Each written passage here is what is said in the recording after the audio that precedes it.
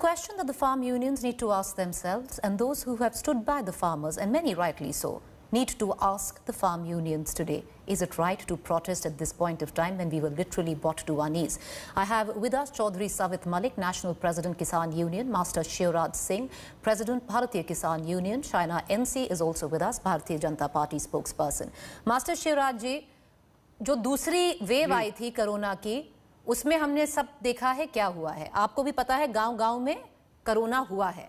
अब फिर आप इतनी तादाद में हर महीने 26 को आ जाते हैं, उसमें आपको लगता नहीं है संक्रमण और फैलेगा? जी थैंक्स आपके लिए। आई एम प्रेसिडेंट बीकेयू लोक शक्ति। मैं आपको एक बात बता देना चाहता हूं कि सारा ठीकरा किसानों के सिर पे फोड़ा जाता है। पहली बात तो जितना भी कोरोना हुआ है, चाहे गांव में हुआ है या शहर में हुआ है, जो लोग ज्यादातर एसी की आदत डाली है, एसी में रहने की, उनको ज्यादा इसने प्रभावित किया है। जो लोग वर्क करते हैं, मेहनत करते हैं, धूप में काम करते हैं, उनको अगर कोरोना भी हुआ है तो उनको ज्यादा इफेक्टिव इतना नहीं किया। नहीं मास्टर शिवराज जी, मास्टर शिवराज जी देखिए, मैं आपकी बड़ी इज्जत करती हूँ, आप बहुत बार आते हैं, पर इस प्लेटफॉर्म पे आके ये चीजें मत बोलिएगा क्योंकि इसका साइंटिफिक कोई भी आधार नहीं है। जो मतलब ये मत बोलिएगा क्योंकि फिर आप जाकर लोगों को गलत चीजें बोल रहे हैं। मास्टर जी ये साफ है। मैं साबित मलिक के पास जाना चाहूंगी, चौधरी साबित मलिक के पास जाना चाहूंगी। मिस्टर मलिक जी, आपको भी तो पता है सर, सबको पता है अभी पिछले 1 साल क्या हुआ है। हम फिर इतनी तादाद में अगर आते रहेंगे बॉर्डर्स पे तो उसका क्या होगा? संक्रमण फैलेगा फिर। देखो प्रीति चौधरी जी, ये बीमारी है, खतरनाक बीमारी है, किसी को भी हो सकती है। लेकिन हम लोग वहां पर शौक में नहीं बैठे हैं, हम लोग मजबूरी में बैठे हुए हैं।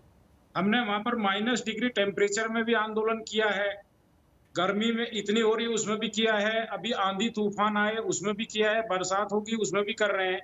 तो सरकार को सोचना चाहिए कि हमारा वोटर है, हमारी जनता है, हमने उनसे वादे किए थे, हम लोग वही चीजें मांग रहे हैं जो सरकार ने हमसे वादा किया था।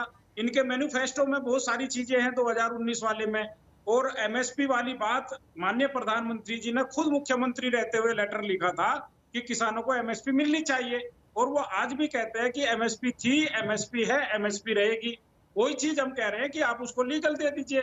अभी देखिए गेहूं के फसल है वो नहीं बिक पा रही है, जगह जगह आंदोलन हो रहे हैं। शामली में गेहूं की खरीद बंद हो गई है, लोग सड़कों पे बैठे हुए हैं, उनका टोकन कटा हुआ है, फिर भी उनका गेहूं नहीं खरीदा जा रहा है।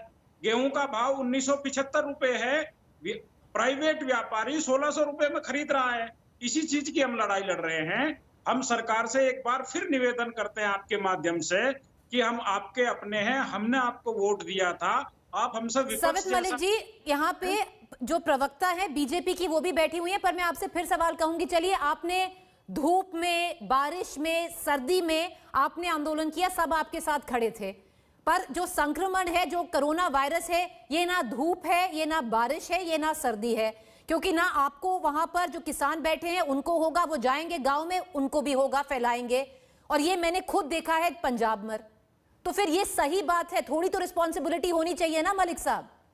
बिल्कुल प्रीति जी, लेकिन हम क्या करें, मजबूरी बस बैठे। अगर हम वहां से चले जाएंगे तो हम वैसे मर जाएंगे, हमारे अन्न जो हैं वो तिजोरियों में बंद हो जाएंगे, हमारी जमीनें छिन जाएंगी, हमारी मंडियां बंद हो जाएंगी। हम क्या करें, हम मजबूरी बस बैठे हुए हैं।